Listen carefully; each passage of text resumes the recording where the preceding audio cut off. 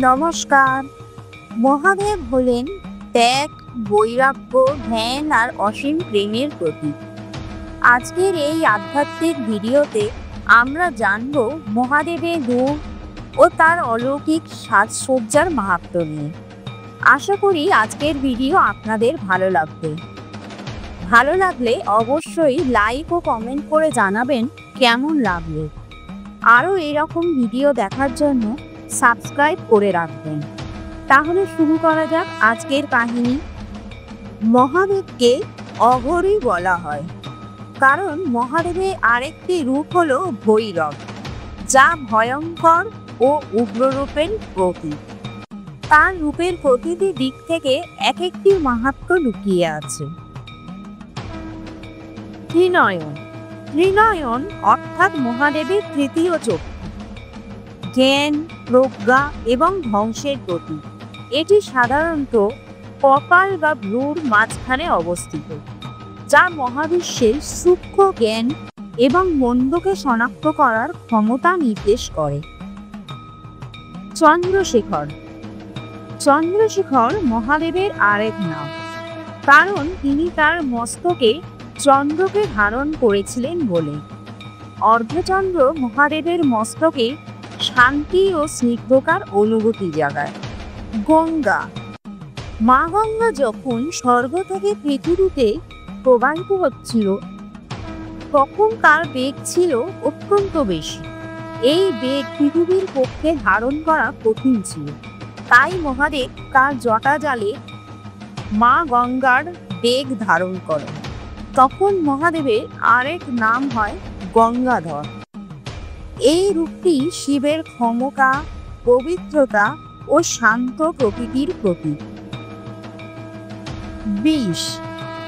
সমুদ্র মন্থনের সময় হলাহল বিষ পান করে তিনি নীলকণ্ঠ হয়ে ওঠেন। মহাদেবের এই আত্মত্যাগ সমবেদনা এবং জগতের কল্যাণের প্রতীক।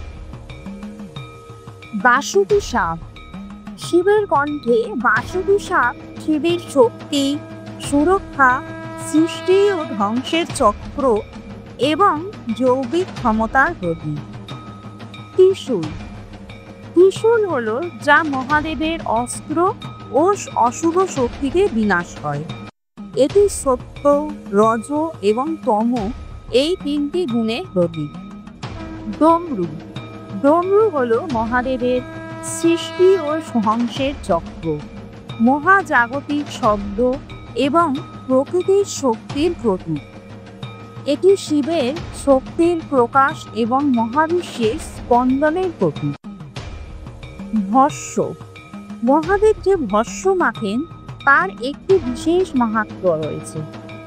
ভস্য হল মৃত্যুর প্রতীক, যা জাগতিক মোহ এবং মায়া ত্যাগ করে পরম সত্যের দিকে নিয়ে যায়।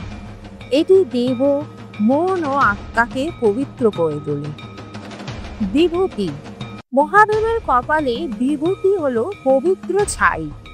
এটি তার বিভিন্ন রূপের প্রতীক, যেমন সদ্যজাত, বামদেব, অঘোর, তৎপুরুষ এবং ঈশান। বিভূতি শিবের অসীম শক্তি এবং ঐশ্বর্যের প্রতীক। এটি তার সর্বব্যাপী প্রকৃতি এবং মহাবিশ্বের ওপর তার নিয়ন্ত্রণকে নির্দেশ করে। গাঁজা। গাঁজা হল শিবের ধ্যান ও সমাধির প্রতীক। যোগীরা বিশ্বাস করেন ভাং সেবনে মন শান্ত হয় ও ধ্যানে মনোনিবেশ করতে পারে।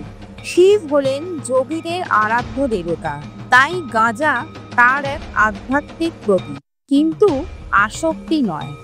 মহাদেবের রূপ আমাদের বোঝায় আসক্তি ত্যাগ করা, অহংকার ত্যাগ করা, ভয়কে জয় করা, ধ্যান ও ভক্তির পথ ধরে জীবনকে সরল করে অন্তরের শান্তি খোঁজা।